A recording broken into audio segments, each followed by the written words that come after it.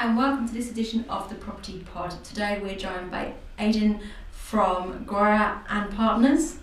I'm so pleased I got that right because I had to seriously rehearse that prior to this podcast. They're based just inside of Suffolk. Today we're going to be talking about the rush from the city to the countryside in light of COVID-19. Just as I normally do, please can I ask you to like and share, subscribe, depending on what platform you're listening to our Property Podcast channel.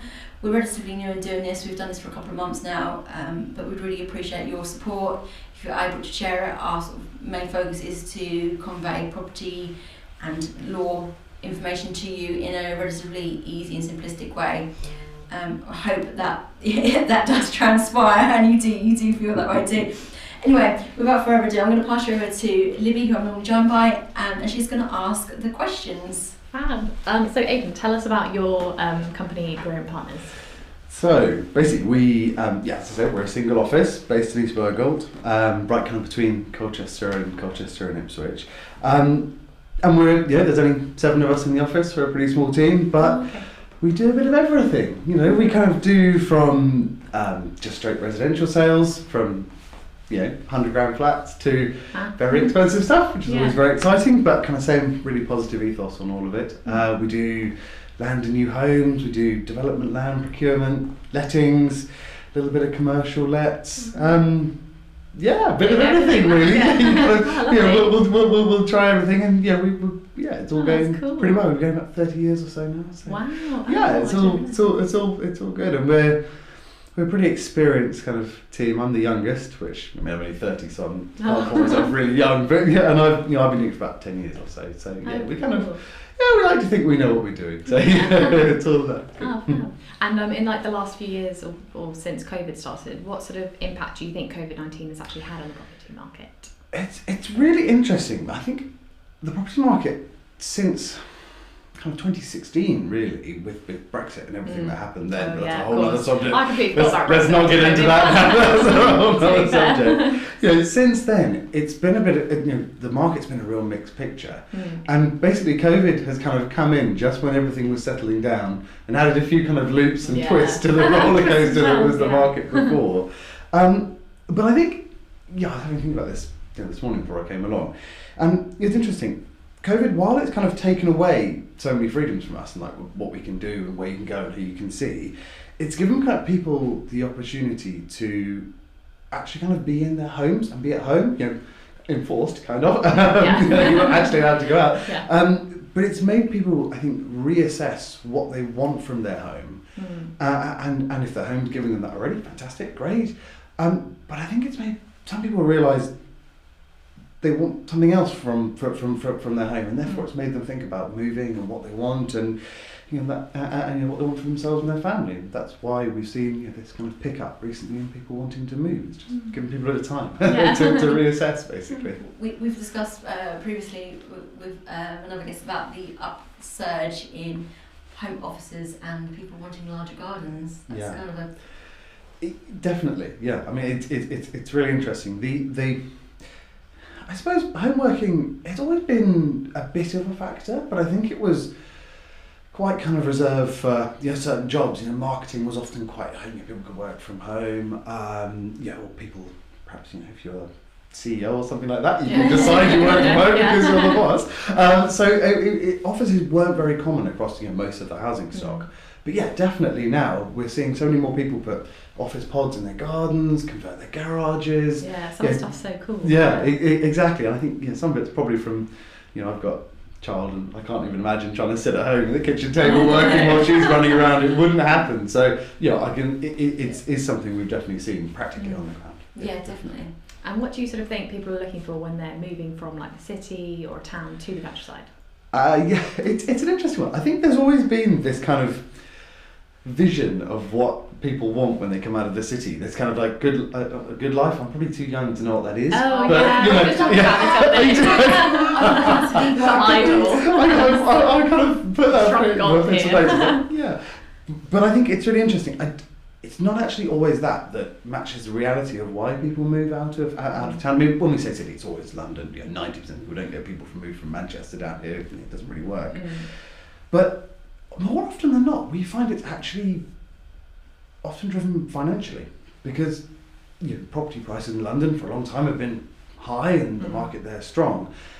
And we've just found it's people who they want the desire is actually, we can sell a 2-bedroom flat in wherever in London, Greenwich or something like that, move out to Suffolk or Suffolk Essex borders, and use that money to buy a really nice 4 or 5-bedroom house for their family with more space around. So that kind of financial factor has been quite a kind of strong influence for a long time.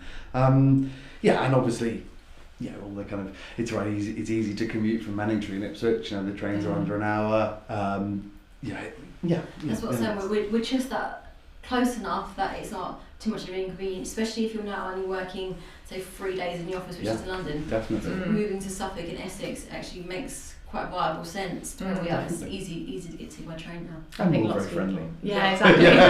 Farm country people. We're very welcoming. Yeah, you only have to live in the village 10 years before they'll call you your first name. Yeah, it's all right. That's true. Yeah. Sorry. But what do you think? When do you think is the best time to sort of downsize your home? Is there a right time? I mean, I think it's interesting. I think when we talk about downsizing and kind of that segment, we kind of get involved quite often early on with people who are thinking about making that decision, and I think it's always a bit of a balance, and it's really different. It's obviously down to the individual, but we often find it's people who are they're not necessarily just looking for a smaller house. They're looking for less of a commitment to their house and less kind of not stress, but just less to do. It's not always they need a smaller house. It's just they want less to do. So in terms of the right time, when we have these conversations with people, I would say just make sure you do the downsize for when you can actually enjoy it. I've seen so many people wait a really long time. They say, we'll do that next year. We'll do it next year. And there are people who I've kind of gone and valued their houses. I don't know, like kind of once a year for 5 years or so, and they put it off and they put it off, and then when they come to do it, they go, really wish we'd done that about 3 or 4 years ago. And so I think the energy. Exactly. Yeah, it's the energy to do it and the kind of enthusiasm to do it. I think downsizing is such an emotional upheaval because you're sort of generally doing it. I mean, I'm approaching that age myself where I'm thinking I want to downsize because my children are grown now.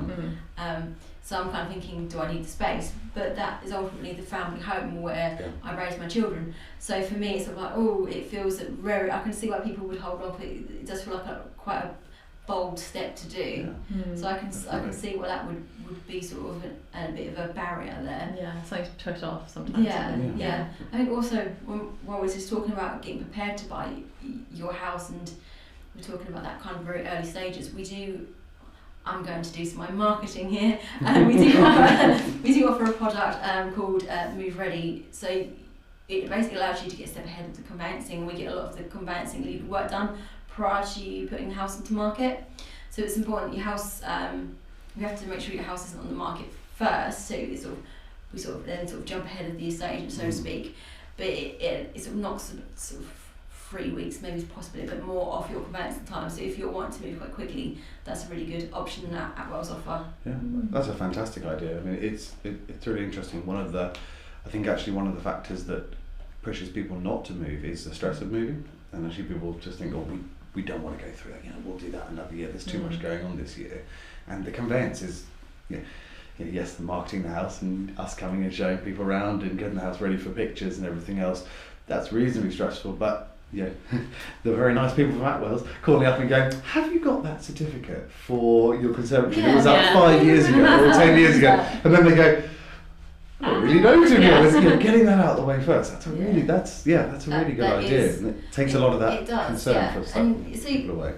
And also as well, because I was like, I wouldn't have these things. I can't remember them. So if you do have that problem and you can't find the documents for your conservatory or for your boiler service or any of those things, you can get something that's called indemnity insurance, which will help cover those elements. So don't be deterred by that. There are products and services we can had around that area. So always just speak to your conveyancer. If you can't find a particular guarantee or certificate that you needed and your buyers are pressing for that, then do speak to your conveyancer about indemnity insurance. It's a great way of being able to sort of mitigate your responsibility and to move on with your conveyancing.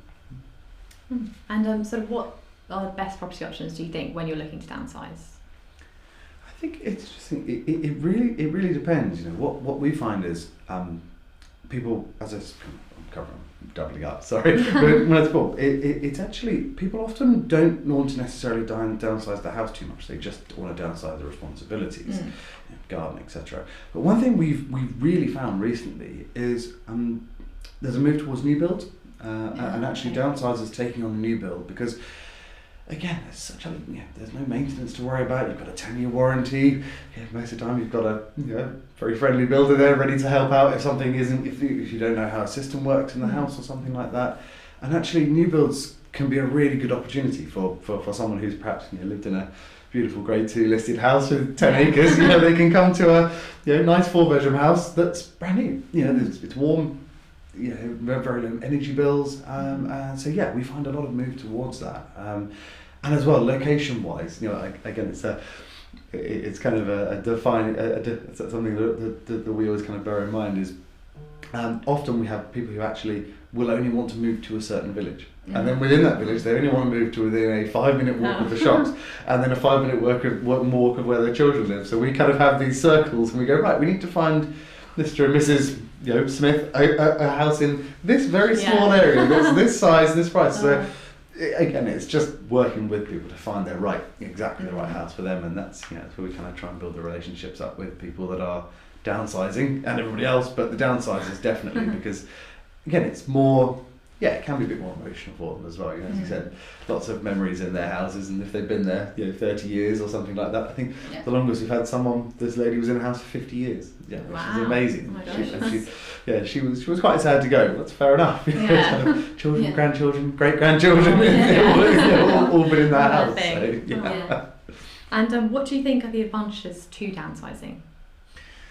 Again, I think it's just simplification of their life. Actually, when people get to a certain age, and I'm not going to say an age because some people want to downsize at 70, someone downsize at 45. Makes perfect sense to me. But I think it's just simplification. And actually, there's a financial side to it as well. Which again is not it's not a main factor, but it's quite interesting. A lot of people have got quite a lot of equity cash just tied up in their house, and you get to a certain age and think, actually, I fancy going on around the world, maybe not a cruise, that sounds a bit old-fashioned, but something like that. So they think, well, we can sell our house and take a nice chunk of equity out and do something different with it. So that's definitely a factor as well when it comes to downsizing. It's releasing some capital. Yeah. And what do you think are sort of the disadvantages to downsizing, if there are any, in your opinion? I think the disadvantage only really comes if it's rushed. And everybody's time frame is different. It may some people do it in a very relaxed manner over time, and that's lovely. But actually, sometimes people downsize in a rush because their partner's ill. That can happen and does happen. And I think one of the dangers, especially when people are doing things quickly, is making a wrong decision in terms of what house you buy, and actually jumping at a house and thinking, or bungalow or whatever it is, and thinking, that's perfect for me, let's just move there, because you don't want to have to do it twice. And I think the disadvantage can be doing it too quickly and not making the right decision around which property they go to, really. That's definitely a factor. And will a downsizer have to pay any stamp duty? It really depends. It really depends. So if again, obviously, as I'm sure you're all very aware with what's coming up on Wednesday. I'm surprised the phone hasn't gone off with a customer demanding exchange today. Obviously after Wednesday, the relief up to 500 goes completely. So that's going to be a fun day tomorrow. So yes, obviously they will have to pay stamp duty depending on the price, but again, it's the stamp duty. Yes, it's a bit of a pain. No one wants to have to pay more taxes, or you've kind of gained the. But they're not, more often than not. If someone's downsizing, they possibly had their property for 10, 20, 30 years. there's obviously been quite a big capital growth in the value of that property over time, and that often, well, more often than not, completely offsets the stamp duty they pay. So that softens a blow a little bit, but yeah, stamp duty, no, it's still never a pleasant thing. Yes, it's tomorrow. It's been looming for months. It's tomorrow. So just to sort of point out a couple of things. Firstly, we're recording this just before the stamp duty deadline, so hence why we're all joking about it, because we know what it's been like for the last few weeks or months actually. But it's really started right the last few weeks. Yeah. Also, I just wanted to just confirm that it's a phase-out approach to the stamp duty. So, although the stamp duty complete relief does stop, it will be a phase-out. So you will only pay 5% above anything over 250, and you're paying on anything above that. So up to 250s, still no tax to pay, no stamp duty. Above that, you then pay your 5%. So for example, if you were buying a property which was at 350, you would only pay the stamp duty on that 100. Did I say that right? Yeah, 350. Yeah, 100. Yes. See, maths whilst live. Okay, it's never works out. I could not be. No. I'm about to write it all down. Last episode we recorded, I was trying to work up percentages live, and that was not going well. So just to reiterate, it's a phase out and it's till September. So even if you miss this deadline, don't panic. Yes, you will have to pay a little bit, but it will not be thousands of pounds. It's going to be a marginal, reasonable amount in comparison to the sale of your house. So, yeah. And when someone's viewing a property and they think about downsizing, is there anything that you think they need to be aware of that some people don't think about when they're viewing properties? So that's from the seller's point of view in terms of getting their house ready to sell? No, just like for a downsizer, I mean. If they're looking at a property, think about buying it. Think about buying it, okay. Yeah, I think it's an interesting one. I think from a downsizer's point of view, I think they quite often when we show someone who's downsizing a property, they instantly look at the dimension of the rooms, and a lot of the comments are, "Oh, this is a bit small. This is a bit too small." And I kind of try and say to them, well, you know, it's all within the context of the kind of overall property, and okay, they may be coming from a 20 by 30 open plan kitchen, dining, living space in their current house. But actually, a smaller version of that's maybe 15 by 12 or something like that. So it's still a reasonable sized kitchen breakfast room that can still work. They might just have to maybe ditch the kind of 12-person dining table. Let's go for a 6. It'll still work. Get that in. So it's just kind of actually when you come from a larger house going to a small one, it's the perception of the space that I always say to the people that are downsizing, just try not to imagine necessarily your furniture in here. Look at how it's presented at the moment, or imagine. I always keep a tape measure in the car, and we can always say, look, okay, this is how big your table is. Let's lay it out on the floor. This is how. Can I fit my grand piano? Yeah, exactly. In the living room. Yeah. We try and move away from the grand piano. So they don't help too much, but it's just that perception. And I'm 6'2", so I'm a great example of how wide a bed is. So I kind of stand against the wall and go, look, this is where your bed would go. Don't worry, this is a king size bed width. This so it's pretty useful, yeah. It's very handy. Yeah, Talents. Well, that's about it. So. That's it. No. Oh. And what do you think a downsizer consider? Sorry, I can't speak today. What do you think a downsizer should consider when trying to sell their current property? Yeah, this is a question that, especially when we're doing valuations, one of the main questions people ask us is, what do we need to do to our house to sell it? And I always, 90% of the time, I really try and pull people back from starting to do major works to their house, changing kitchens, changing bathrooms, redecorating everywhere. Because more often than not, the incoming couple, family, wherever it is, be they from local, London, wherever it is, they're going to bring their own ideas and walk into the house and go, okay, I want to do this, I want to do that. And so therefore, from the position of a downsizer, of a vendor, if they spend 20,000 redecorating their house and doing a new bathroom, and someone comes in and rips it out, it's a bit of it doesn't help necessarily. So I always say, well, most of the time, just make sure it's clean, tidy, we're all guilty of putting a bit too much on the kitchen side. Let her come in, put it on the kitchen side. I think just get that all nice and clear so people can see the space. Yeah. Maybe a bit of decluttering. It's my Paint least favourite job. word, but it Yeah. actually is the right word for the thing. Just get it as clear as possible, but don't do too much work, because most people are buying into kind of the vision of a house and what they can do with it going forward. So, not doing too much is my little advice there. Exactly. Yeah. And how long will the overall conveyancing process take? That depends. General question. That's a problem. I mean, this year obviously it's been a really interesting time with COVID, people working from home, solicitors working from home or not, or however. My advice to people at the moment is 8 to 10 weeks is a safe kind of time period. Yes, we've had some go through in 5-6 weeks, which is great. That was remarkable. And we've had some that we're 4 months in and we're still going, and we're nearly there. So, but normally 8 to 10 weeks is pretty good. That gives enough time for people to do it, but be prepared for it to be a bit longer. Yeah, so I'm very similar when we talk about what Attwells do. It's 8 to 10 weeks typically as well, so that's kind of our standard time for conveyancing. Again, if you are in this position, you can do the move ready and it will speed up the conveyancing.